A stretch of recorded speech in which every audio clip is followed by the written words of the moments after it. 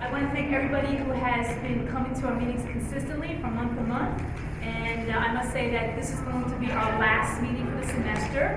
But we will resume our meetings for the following semester, the fall of 2012. So be on the lookout for your email. So check out your email address, your email at Tiger Mail, and we will post our upcoming meetings for the fall. So just to kind of give you an idea of what we have lined up for next semester, we have a meeting that's scheduled in September, and careers in being a financial analyst, and that meeting is going to be conducted by my colleague, Professor Linda Meltzer, and I really appreciate that. So if anybody's interested in that type of a career, come on down and listen to what she has to say. And then we're going to have somebody talk about how to handle stress, especially when you're taking exams or going to work. We're going to combine that with nutrition and strategies to handle stress. And also we're going to have somebody from Chase talk about debit cards and credit cards and hidden fees and what to watch out for. So that's pretty much the lineup for next semester. So just look at the flyers. We usually post the flyers throughout campus and also your email. So I hope you can attend. So I'd like to start the meeting right now. And I'm very delighted to have Karen Delberg. I'm sorry if I pronounced your last name. Right. She's a staff attorney from the Federal Trade Commission, and she took time from a very, very busy schedule to come to talk to you about identity theft. So this is a really important and fascinating topic, so please take notes, and I'm sure you get a lot of value out of the information that she has for you today. So let us give her a nice round hand of applause to welcome her. Thank you, and thanks to all of you for having me here. I really appreciate having the pleasure to be here and share what I know about identity theft so that hopefully we can protect you and you can teach people how to protect themselves from having their identities stolen. So just to start off here, has anyone in this room had their identity stolen? Yep, several of us, myself included. Does anyone want to share their experience? No? Okay, well, I'll tell you about my experience. When I was a second year in law school, I was about 24 years old. All of a sudden, I checked the mailbox one day, and I had a couple of bills from credit card companies that I didn't recognize. And then, I thought that was strange. I opened up the mail. I thought, okay, I'll wait till business hours tomorrow, and I'll give them a call. I call, and it turns out somebody had opened up an account in my name at Macy's. It was around the holiday time. Somebody had gone in, they'd opened up a credit card account, run up about $500 in charges, and then left. I have no idea how they got my information. I don't know anything about, where they might have gotten it. This is before Facebook. This is not to date myself, but this is before Facebook, before people were doing MySpace, before there was a lot of sharing on social networking. So they probably got it through stealing good old-fashioned mail or maybe from medical records. I don't know. But the point is that it took me a lot of time and cost me a lot of money. All in all, people had opened up 12 different accounts in my name. And what did that mean for me? I had to go and write affidavits, have all of those affidavits notarized, call all these companies, call the credit reporting agencies, get everything fixed. It probably took me about 30 hours and cost me about $150 to take care of all of that. It's not something you students have time for, and I hope that none of this happens to you. And for those of you who already had it happen, will somebody tell me about how long it took you to work this out? Never worked out. When was your identity stolen?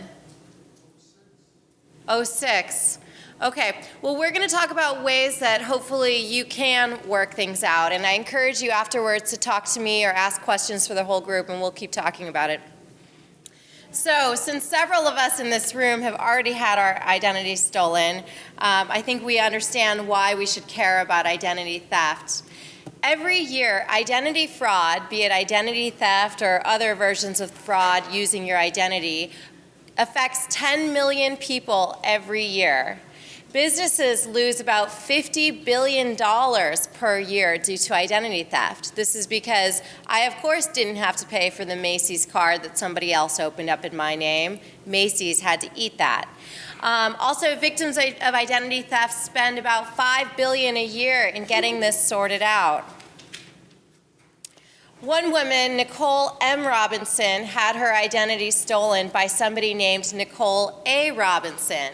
This person worked at a pharmaceutical company, had access to Nicole M. Robinson's information, and she proceeded to steal her identity. What did she do? She opened up 170 accounts. 140 of those had already gone to collections by the time the real Nicole M. Robinson had found this out. There were 65 different addresses on the account. Another woman said it was a nightmare. She said, your life is never the same. Ever since it happened, she lives, breathes, and sleeps identity theft. It's like you were saying, this happened in '06 and it still hasn't worked itself out. Another person had banks calling him, telling him he was a deadbeat and a pimp because he had apparently, according to their records, been using a credit card for an escort service. So not only can it ruin your credit, but it can also affect your reputation. So what is identity theft?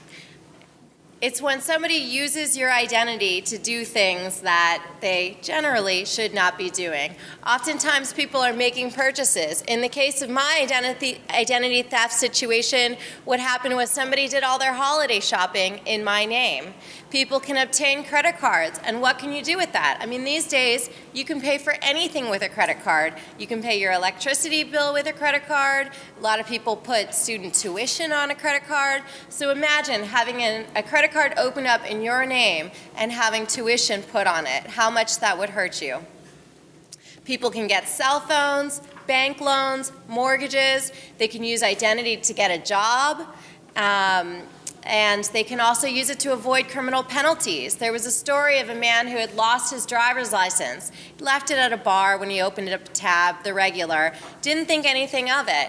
And then what happened was somebody had stolen his driver's license, stolen his identity, and was using that because that man had a problem with drinking and driving.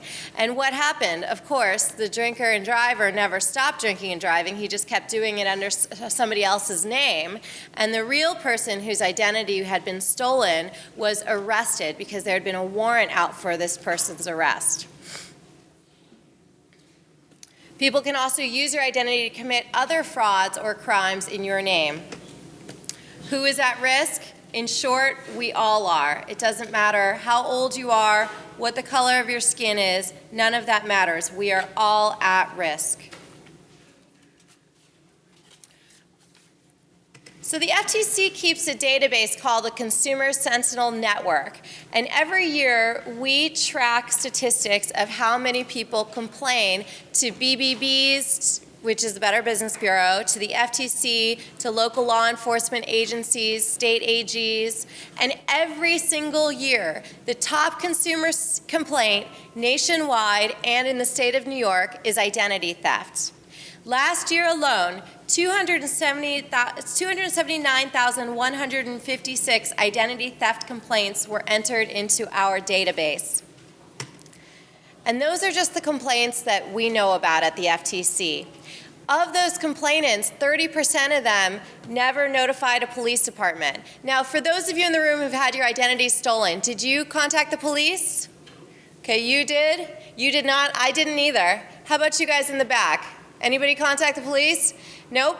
So that's the problem. And did you file a complaint with the FTC? Nope. How about you? Nope. Did you file? Nope. Neither did I. The FTC wasn't really on my radar 10 years ago when I had my identity stolen. So how many people are not filing complaints? We think that the number is obviously underreported, and so it's an even bigger deal, and it's already the top consumer complaint. So does anybody in this room think that nobody wants your identity because you're young or maybe you don't have a lot of credit history? I see you nodding yes. So you're thinking, I don't have any money. Why does somebody want my identity, right? Well, think again, because if you look at this chart, you can see that 31% of people who are victims are between 29 and 0 years old. Young people are having their identities stolen. Because if you don't have credit, then everybody's looking to extend credit to you. You don't have a bad credit history if you have no credit history. Everybody gets a blank slate when they're young, and that's why young people are often targeted.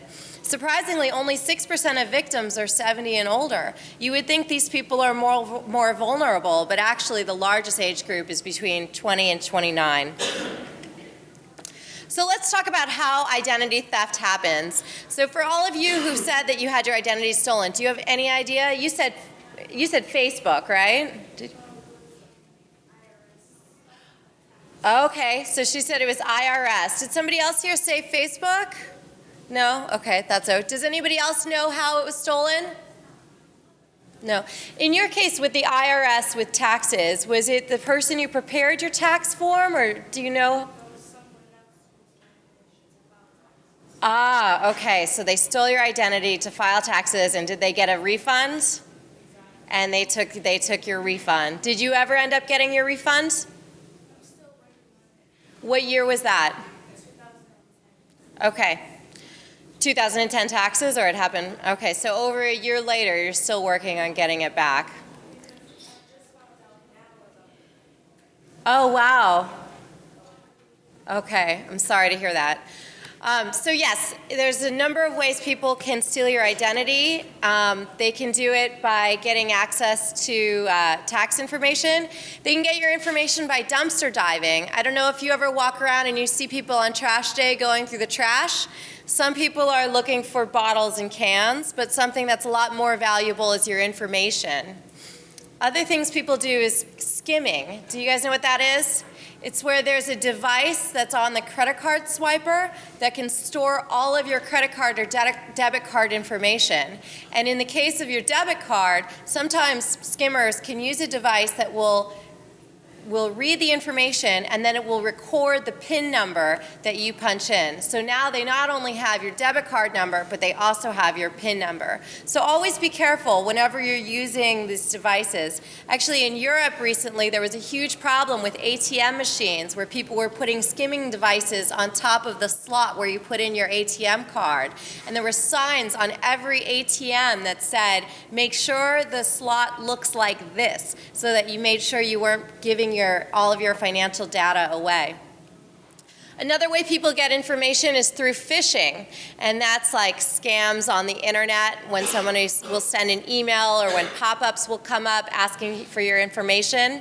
Another way is pretexting, which is when somebody uses basically false pretenses to get your information. Maybe you've gotten an email that says, we're concerned that there's been a data breach or that information has been leaked. We need to confirm your identity. Well, oftentimes it's not the company you think it is who's looking for your identifying information. People can change your address. If they find a catalog you put in the recycle bin and it has your real name and your current address, people can change your address to a new address, and then they can use that information to get credit. Then there's always good old-fashioned stealing. People can steal your wallet. They can steal your mail. I think that may have been what happened in my case. They can steal credit offers. You know, in the mail, when you get pre-approved credit offers, you have been approved for Capital One, this and that. People can steal all of that, or they can steal employment records. Anytime you apply for a job on your first day, you give all kinds of information, your social security number, your address, also medical records. Medical records can have even more information because they always have your social security number, they always have your address, they always have your age, your birth date, and oftentimes because they're asking about family history, they have a family member's name. Certainly if you're covered under your parents' insurance, your parents' name is up there. So mother's maiden name, if your mother still has it, you know, that's something that would be available to somebody who has access to your medical records. This is just a funny slide. You've all heard about the Nigerian bank scams, I'm sure. So here's website, search for your inheritance here, just enter your bank account number. A lot of times identity thieves, they prey on people's vulnerability. I mean, recently we just had this huge Mega Millions jackpot, right? And I'm sure some people here bought some lottery tickets. I know I bought two. Imagine if somebody tells you you're a winner of a sweepstakes or a lottery and all you need to do to claim it is give them your bank information so that they can send you the check. Bad things can happen. All right, so there's the unknowns. You know how your identity was used, but do you know how it was stolen? Okay, I won't make you share it with everybody. But most people don't know. More than half of ID theft victims have no idea how people got their information. I think that somebody may have stolen mine by going through my mail, but I don't know. I just know that it happened soon after I'd come back from a Thanksgiving break when I was away for 4 days, so it's possible. Also, there are, unfortunately, corrupt employees who steal or sell records. There are hackers who can break into company business records. Also, like I was saying, there's pretexting on the internet, but there's also face-to-face pretexting. Some of you know how hard it is to get an apartment in New York. Oftentimes you have to go in and same day you have to fill out your credit information. Sometimes brokers, you don't really know who they are. Anybody can print up a business card that says City Habitats or whatever brokerage company. And so people can pose as a landlord, pose as a broker, pose as somebody who does have a legal right to obtain that information. And most of us wouldn't even think twice before filling out that information. So there are a lot of unknown factors that lead to, unfortunately, some of us becoming victims. Okay, so what are they looking for? Identity thieves are looking for your social security number. That's probably the one that's the hardest for them to come by, but as you know, it's on tons of documents, including all of your student financial aid forms, things like that. Your name and address, that's child's play. They can get that from your recycling bin. They can get that from your mailbox if it's not locked. Date of birth. Some of you probably have that on Facebook for the whole world to see. That's not that hard to get. Mother's maiden name, also not that difficult. Also sometimes available on a public Facebook page. Driver's license, that is a little more difficult, but people can get it. Credit card, bank cards, and other account numbers. That's what they're looking for. So what do they do? Well, in 2011, what people did more than anything was use stolen identifications to create government documents or engage in benefits fraud. So that's like what happened to you in terms of someone filing a tax return in your name and taking your refund. It can be Medicare fraud, somebody taking somebody else's Medicare, Medicaid benefits, or it can be like that story I told earlier of the man who had his driver's license stolen and then somebody else was assuming his identity so that he could continue driving and evade arrest. Only then he also made himself up for a warrant, but in the other person's name. The second way that thieves used identities last year was credit card fraud. People opened new accounts or they made charges on your existing accounts. Then after that, phone or utilities fraud. Everyone knows how expensive it is to get a new iPhone. And so if somebody gets one, opens it up in your name, then they can create a new account that way. They can also put charges on an existing account. With bank fraud, like what you saw in the Google Nigeria scam there, you can have electronic fund transfers taken. Really just with a routing number, a check number, and a checking, actually not even a check number, a routing number and a checking account number, you can transfer money online. It's that easy. So. The other way was employment-related fraud. Sometimes when people aren't legally able to work in this country, they're looking to take on the identity of somebody who is. And of course, if somebody's going to be working in your name, do you think they're going to be withholding taxes? So that can be a huge problem. Also, loan fraud. In the beginning of every semester, most of you probably get a nice student loan check that you use to live off of. Imagine if somebody took that in your name. also auto leases, real estate loans. Other ways people use it are for data breach, internet, email. For example, if you've ever been spammed or had somebody use your account, everybody in your email contacts got an email about signing up for some program, giving information. That's other people looking to either commit fraud or steal other identities, but doing it in your name. So fortunately for all of us, the law limits your cost to $50 for a credit card loss. And actually, this is why in Europe, credit cards are less popular than they are here. In Europe, there isn't this loss limit, and so people are more likely to use debit cards because that way, if something is stolen, they can only lose however much they have in that account, not the credit limit. So that's just an interesting distinction between American law and European law.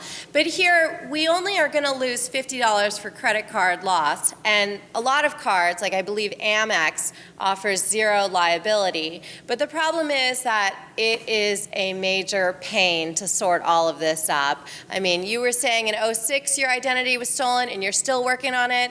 You just learned of your identity being stolen for a tax refund scam and you're still working it out. So I know for me it took months for me to work it out. So there are a lot of problems. A lot of people who are victims of identity theft, they find that they're not able to get credit as easily as they were before. Insurance premiums can be higher. So even if you're only out of pocket $50, you can end up with a lot of headaches and paying more. So the FTC fits into all of this because it was designated by Congress to advise consumers concerning how to minimize risks of identity theft and how to recover from identity theft. We act as a data clearinghouse regarding identity theft. This is why we have the database of victims' complaints. We also share information with local, state, and federal law enforcement agencies, and we refer victims' complaints to local law enforcement agencies and to credit bureaus. What we do not do is prosecute those who steal identities. We are a civil enforcement agency, so we are civil prosecutors, but not criminal prosecutors. So it's really up to the local DA's office to go after some of these folks who are stealing identities. So how do you know if you're a victim? I assume you found out when you filed for taxes this year. Okay, how did you find out you were a victim? Wow, okay. We don't have to get into that. If you're willing to share, that'd be great. He said he had a court appearance, and that's how he found out. I found out because, like I said, I got a bill in the mail for charges I had never incurred and a credit card I'd never applied for. You can find out in other ways too. If you get an annual credit report, does anybody in here get their credit report every year? You will after this, I hope, or you certainly will if you ever are a victim of identity theft.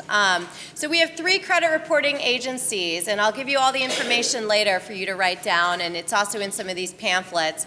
But if you check your credit report and you do it for free once a year with all 3 credit reporting agencies, you can go through the entire report, look at your financial history, make sure that everything is correct based on your other records and your memory. Other people like me find out about identities being stolen because they receive bills that they shouldn't be receiving. Other people receive a credit card in the mail, like you'll actually get your plastic card even though you never applied for it. Other people will find that they're denied credit for no apparent reason. Unfortunately, some people don't find out about it until the accounts have already gone into collection, in which case they find out because they have debt collectors harassing them to collect on debts they didn't ring up. So what do you do if your identity is stolen? Well, I hope that you will contact the FTC and file a complaint. You should also go to the 3 major credit reporting agencies, Equifax, Experian, and TransUnion. And what you can do is put a fraud alert on your account. Did you do this after yours was stolen? Okay, did you do this? Put a fraud alert on? All right, make sure you do that later on today. I hope you'll do it. I did it after mine was. Now, there is a downside to having the fraud alert, which is that once you put that on, it does become a little bit more difficult to get credit on the spot. So if you're at a store and you're making a big purchase and they say, oh, if you get the Ann Taylor Loft card, you can get 10% off. I don't know why I use that. I don't shop there. But anyway, you can get a certain amount off. But what you can do is, if you're a normal person, you don't have a credit fraud alert, you can sign up for the credit card, take advantage of the discount, get your credit card in the mail later on, you go on your way. If you do have a fraud alert on, it does make it more difficult to apply for on-the-spot credit cards, but I think it's worth it. You give up you give up that benefit, but you get to protect your identity a lot better, because that way, when somebody else goes to Macy's and wants to open up an account in your name, they're not able to do it. The other thing you should do is alert your creditors. Contact all your credit card companies, contact your lenders, contact anybody else who is an actual creditor, and report any fraudulent activity. There's often people will accept the ID theft affidavit, which is a form that you can fill out. It's available on our website. Make sure you do everything in writing and you maintain a signed copy for yourself. If you can afford it and have the time to go to the post office, it's also good to send things via certified mail so that you have evidence that this was received. Make sure you close all accounts. If somebody's opening accounts in your name, they're probably still walking around with a card, and if they're not, they still have the information. You need to close any accounts that have been opened or any accounts that have been tampered with. And you should file a police report. Like I said, in 2011, we got a number of complaints, almost 280,000, and 30% of those people did not file a police report. You didn't file one, you didn't file one, I didn't file one. We all need to be better about filing police reports so that we can have accurate information regarding how often this is happening. Also, it will help you. If somebody is trying to collect on a debt you didn't incur, if you filed a police report, that's more evidence that shows that that is not your debt. And you need to be persistent. So here's how you can file a complaint with the FTC. You can go to www.ftc.gov/ID theft, or you can call 1-877-ID theft. So we have an online complaint form. I imagine most of you would prefer doing it on the internet rather than by calling. It's simple, it doesn't take long. I think that anyone who's had their identity stolen in the last 10 years should absolutely file a complaint. Because it helps us to track these things so that we know how to warn people. If you give a quick blurb about how your identity was stolen, then it helps people like me who are going out and talking to consumers, helps me tell them how to better protect themselves. Okay, so here's the really sad thing, which is that once you've been a victim, there's a 70% chance that another account will be open in your name. So really, you have to be monitoring your mails, monitoring your bills, checking your credit report every year, putting the fraud alert on, because unfortunately, once somebody has that information, it is just too easy to keep stealing your identity. All right, so I hope I've scared you enough into thinking that you need to prevent identity theft. All right, here's how you can protect yourself. You need to secure all personal information in your home. So maybe you have a roommate and you don't know what that roommate's friends are like. Even if you do know, you should really just keep everything locked down. When you get stuff in the mail, whether it's catalogs, pre-approved credit card information, whatever it is, if it has your name, your address, your social security number, your mother's maiden name, your telephone number, your email address, any of that, you should really be shredding it. Does anyone here have a shredder? Yeah, it's all the victims. We learn. So you should really consider getting a shredder. And if you don't want to do that, if you don't have the space or you don't have the money to buy one, you can get one for about $30. But if you don't want to invest in that, what you can do is rip out all of that information. So anytime you get an envelope in the mail and it has your name and your address on it, just rip that part out. You can tear it into small pieces and then pour some water on it. I mean, just make it so that it's impossible for someone to fit the puzzle pieces back together to get that information. And then, make sure you guard your mail from theft. Make sure if you don't have an apartment that has a lockbox on the mail, make sure you're getting your mail every day. You can have the post office hold your mail if you're away. Like I said, I think that my identity was stolen from my mailbox when I was away for 4 days during Thanksgiving. And what I should have done is asked the post office to put a hold on it and gone and picked up my mail when I got back. If you're not going to do that, ask a friend to grab your mail. If you take all of your information and shred it or tear it up and get it wet so that people can't read it, you don't have to worry about protecting your trash from theft. But if you're not going to do that, make sure that your trash isn't available for anybody to rummage through. Because there are people who go through and legitimately are looking to get cans and bottles. People don't say anything. When people see somebody rummaging through trash, nobody stops them. And so there are identity thieves who are doing this in the night, and nobody's stopping them. Make sure you also pay attention to billing cycles. If you know that every month between the 10th and the 12th, you're going to get your Citibank credit card bill, and 1 month it doesn't come, that should let you know something. You can also move to online statements. So if you do paperless everything, it's less you have to worry about. Oh, sorry. Okay. You also want to avoid phishing and pretexting. This is what I was talking about before. When you get an email that says, we're nervous that a charge was fraudulent, please verify your information so we know this is you. Whenever a contact is not initiated by you, do not provide personal information. Oftentimes people lose their identity during surveys. Somebody might call you and say, I'd like you to participate in a survey. Please give us your name, your birthday, your social security number. At the end, we're going to give you a $50 gift card to some Target, I don't know. But these things happen. People will ask you to take a survey. They'll use that to get your information. They'll tell you you're going to get some kind of a prize. You're not going to get anything, and you'll be giving them your information. What you can do if you get a call and somebody says, this is Citibank MasterCard, I'm calling to make sure that you made these charges, give me your name, give me your information, give me your account number. You can say, you know what, why don't I call you back? And you can call them back right then. But if they're a fraudster, they're not going to be giving you a callback number that's correct. So you can call back, make sure that you're talking to Citibank or Visa or whoever you think you're supposed to be talking to. That's a good way to do it.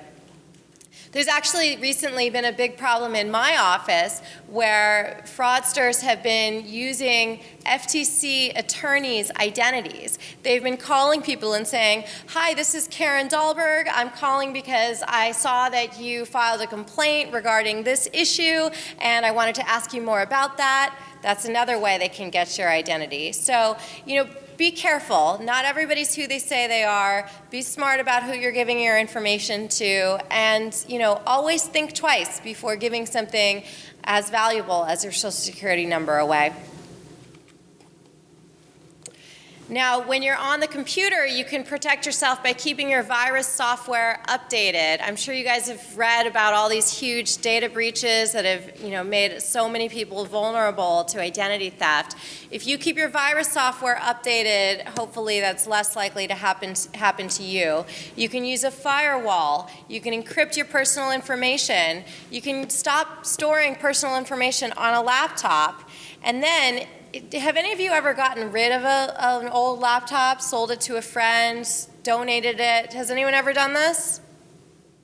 Okay, I right now have a laptop on my closet floor that I have not used in 10 years. And why do I have it there? Because I'm looking for the right way to get rid of it. There was an issue about 10 years ago when people were donating laptops. There was this big program that was, donate your laptop here. It's going to go to underprivileged kids who go to, in schools, and it's going to be helpful. Everyone's going to win.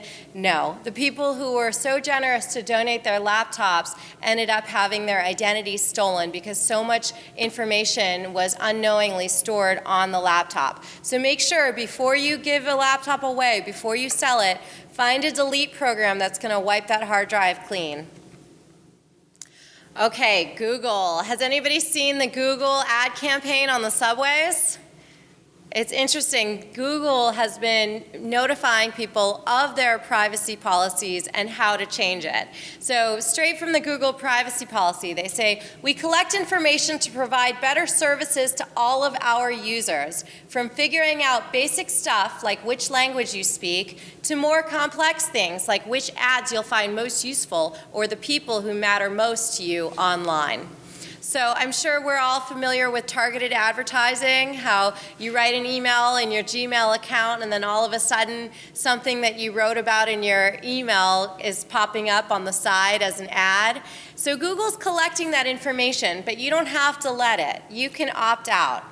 If you go to the Google privacy page, it's probably a little small and fuzzy for you to see there, but if you go to google.com and you click on privacy, you can read their privacy statement and you can see what they're using. They say here, we collect information in two ways: information you give us and information we get from your use of our services.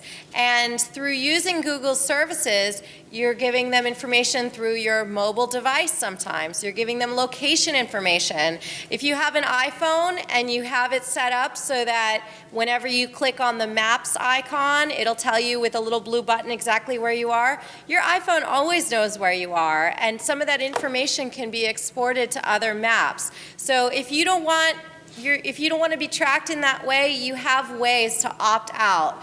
But the default is that you are tracked. So make sure you go to the Google privacy page and opt out in ways that you see fit. Cookies. Does anyone know what cookies are?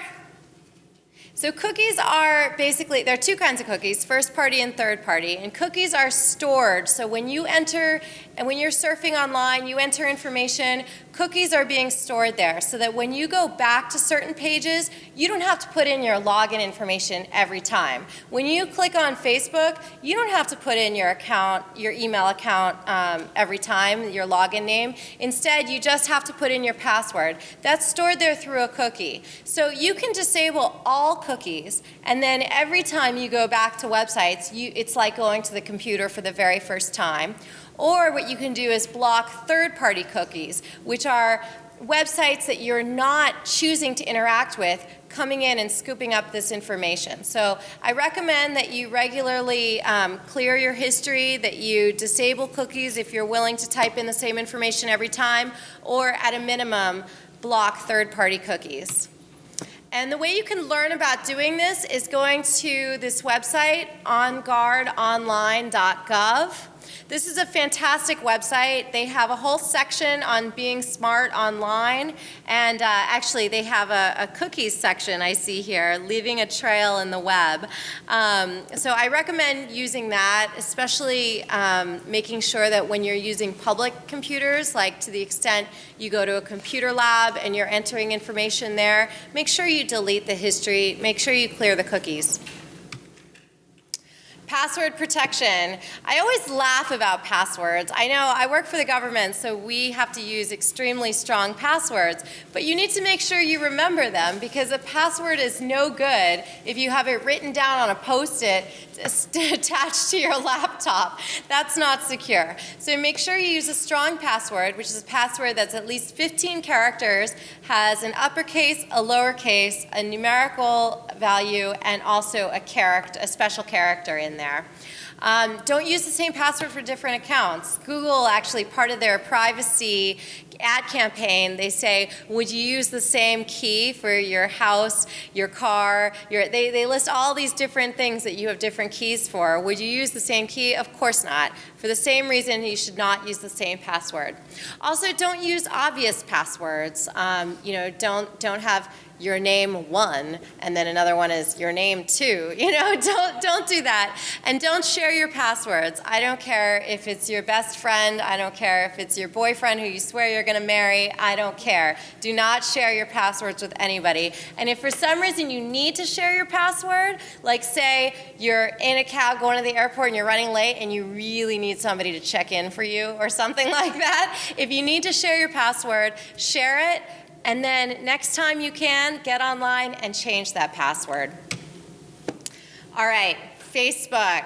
How many of you have public Facebook profiles? I hope nobody does. Okay. Either you don't or you're too shy to admit it. Some people have it so that friends of friends can see everything on their profile. I do not have a public Facebook account. My profile is very, very private. But even so, I don't put things like my address, my phone number. You shouldn't even put your Gmail account or any other email account. If people want to find you, they can send you a message. You can privately give them your information. I know it's fun to have all your friends say happy birthday on your wall when your actual birthday comes, but you know what?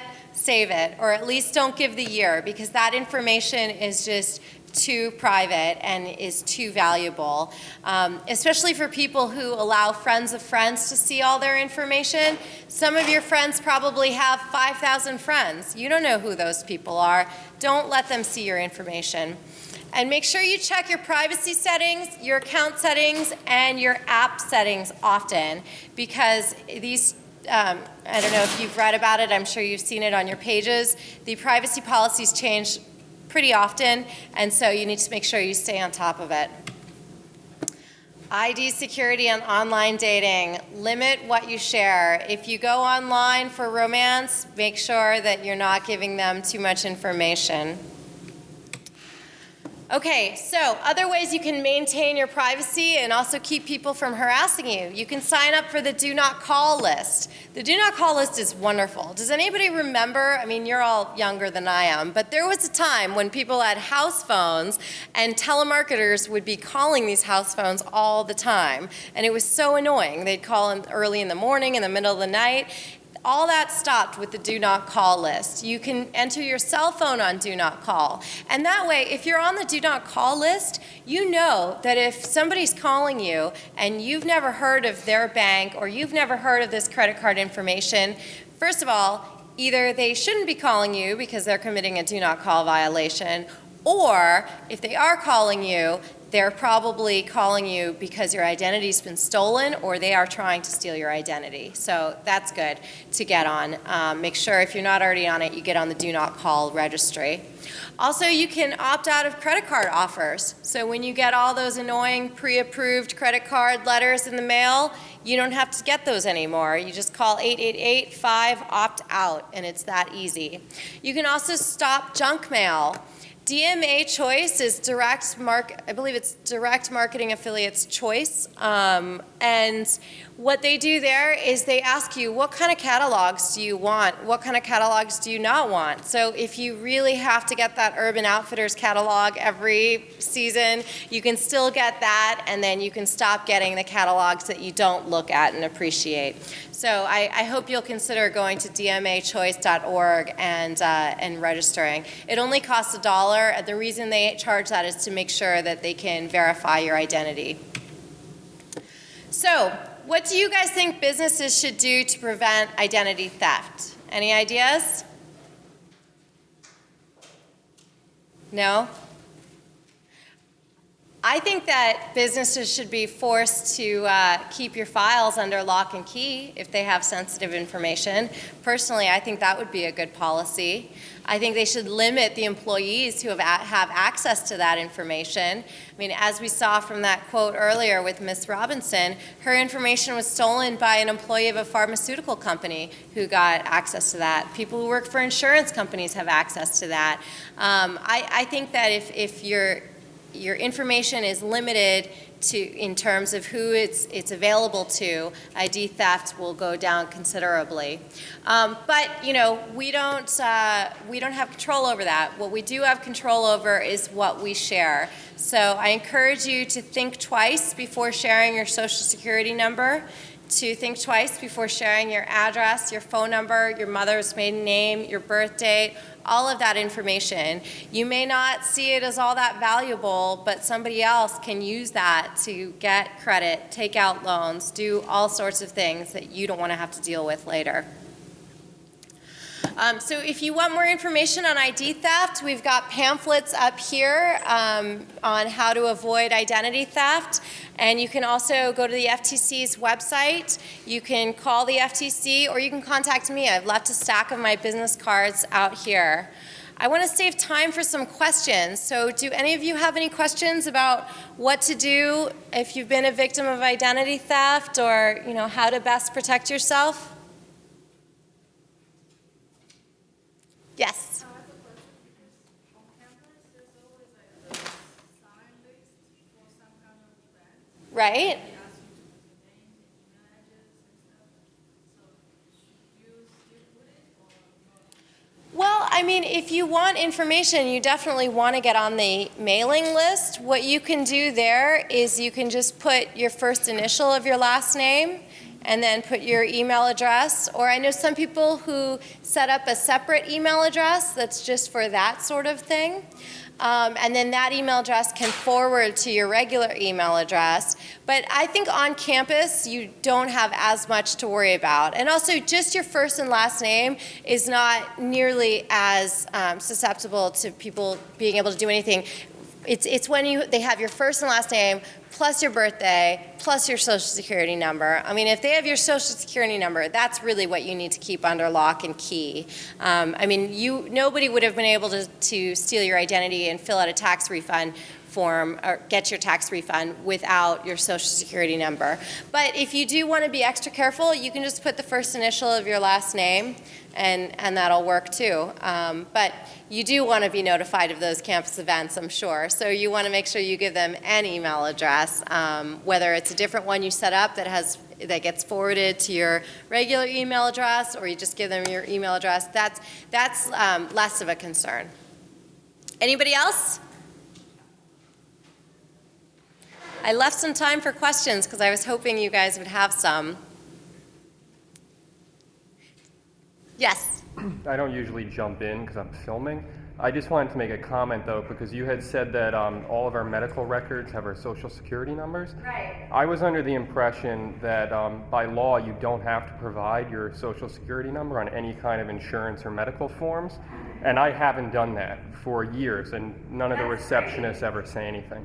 That's wonderful. Yeah, I mean, that's another thing you can do. On all those forms, they ask for the information, but you don't have to give it. And I encourage you to not provide your Social Security number, to say, can I use a different user ID instead? I mean, I know my lender, it was a few years ago that law came into play, and before that, for my student loans, my lender was using my Social Security number as my ID, my user ID. And so after that came out, they gave us all the option to change our user ID, so we no longer did that. But yeah, I mean, there is no reason that everybody needs to be asking for your Social Security number. There's also no reason for you to carry your Social Security number around in your wallet. So that's one thing that I recommend doing. Is if you do carry that around, take it out. If you're starting a new job, you can bring it that day, but you don't need it any other time. That information should not be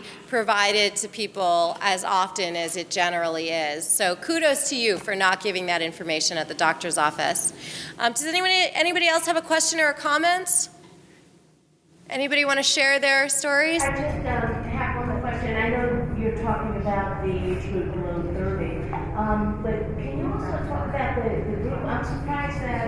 citizens don't have as high a rate of identity theft. Can you talk a little bit about the differences maybe and why? Because they don't use computers as easily as younger population. So I just wondered if you could address that. Well, I mean, I think that maybe the reason why they're not having it stolen is because they're not entering all of this information online, that it's not accessible to anyone.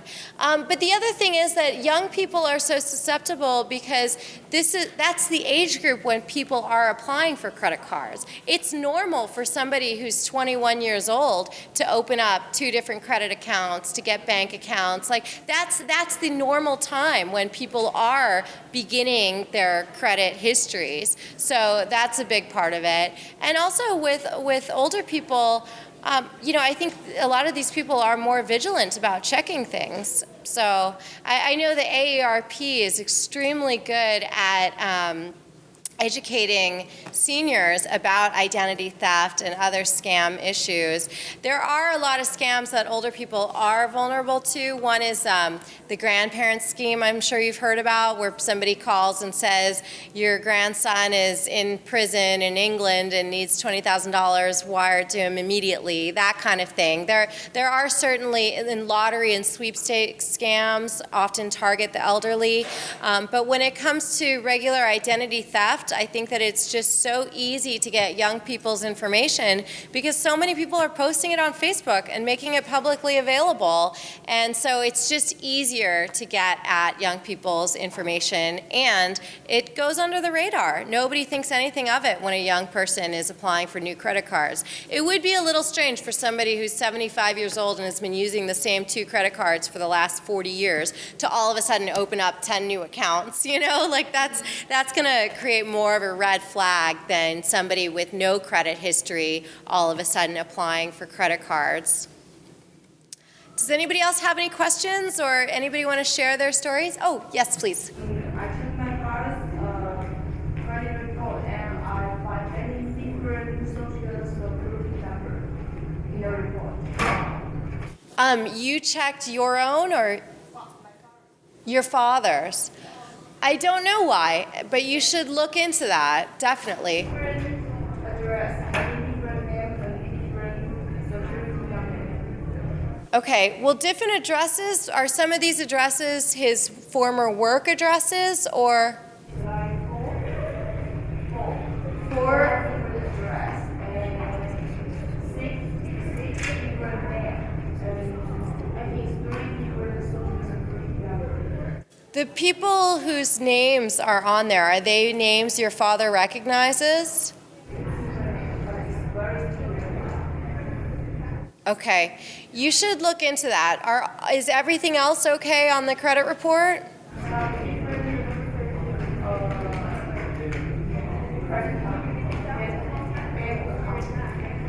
Bank accounts that he doesn't know about? Okay, so you need to file a complaint.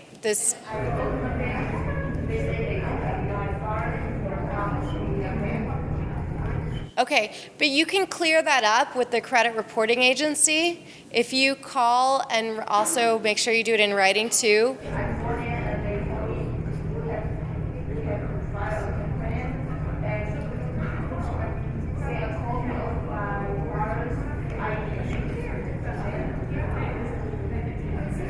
Make sure you do that, and don't just call. You need to do things in writing too. And please file a complaint with the FTC and also with the police department.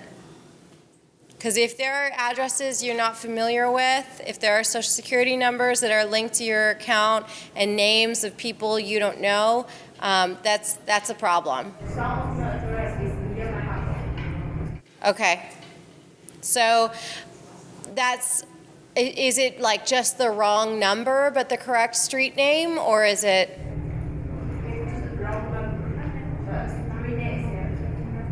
Okay. It may be a case of identity theft, so you should continue looking into it. Good for you for checking the credit report. Were you just doing that just as a matter of course, or was there a reason you checked his credit report? You don't have to tell me if you don't want to answer. We were talking about identity theft. Oh, okay. And that inspired you to do that. That's good. Yeah, everybody should check because there can be problems on there. Yes. With fraud alert, you said that it makes it more difficult for you to get a credit card? It can be, yes. But it's only for the on-the-spot credit cards. So if you put a fraud alert on your account, then people will need to go through extra steps to contact you. So it's just, you can't do it the same day. You can't go to Macy's and get a Macy's card and get a 20% off discount on that purchase that day. Maybe it takes a week. So there's a time delay because they're going to call you. They may send you something in writing that you need to send back. There are going to be certain verification procedures that they go through so that it's more difficult for anybody, including you, to open up a credit card.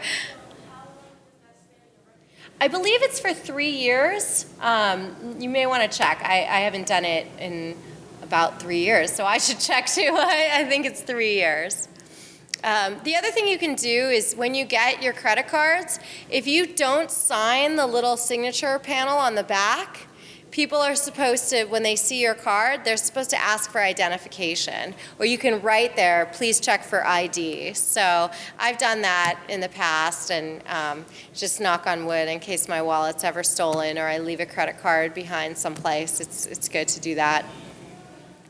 Does anybody else have any questions or want to share their experiences?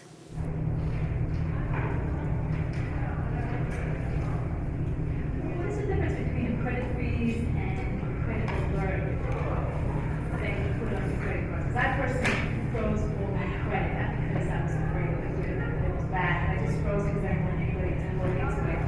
And then when I went to unfreeze it, I couldn't because I forgot the password. Oh no! I had a difficult time my freeze. Well, the freeze makes it so that you can't continue to charge anything on the cards, right? And it also keeps people from being able to look at it. So a fraud alert, I think people can still check for accounts, but basically it's for your existing, it's so that the freeze is for your existing accounts. A fraud alert is so that when people try to open up new accounts, they need to go through extra hoops. Basically, there's a confirmation process to verify that it's really you opening up an account in your name.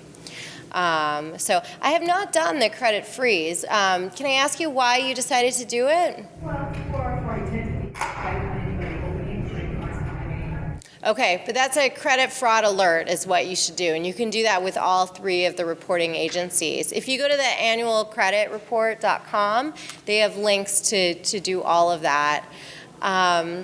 So another thing that you can do is when you check your report, make sure that all the addresses make sense, and you can file a complaint, you can ask them to change things. But it's interesting, if you buy a house with somebody else, for example, their credit will, and other loans that they've taken, even if you then sell your interest in the house, you're still wrapped up in that, and their credit can affect yours. So it's interesting. You hear a lot of stories of people who were married and then got divorced, and their ex's credit destroyed theirs. I mean, your credit is something you really need to protect, and so it's important to get that annual credit report. So, any other questions? Anyway. I have some brochures here, so anybody who didn't take one, or you might want to give out some to your friends or relatives. We have a little lunch over here, so come on by, pick some up. Otherwise, put one to the store. This is really valuable information, so please take a lot of copies to give out to your friends. Whatever else you might have. Anyway, thank you so much, Mr. Delbert, for giving the students all this valuable information, and we really appreciate you coming. Thank you all for having me. And if somebody has questions but they didn't want to ask, in a public space and online, please feel free to come up. I'm going to be here for the next hour, and I'm happy to help you with anything I can. So, thank you.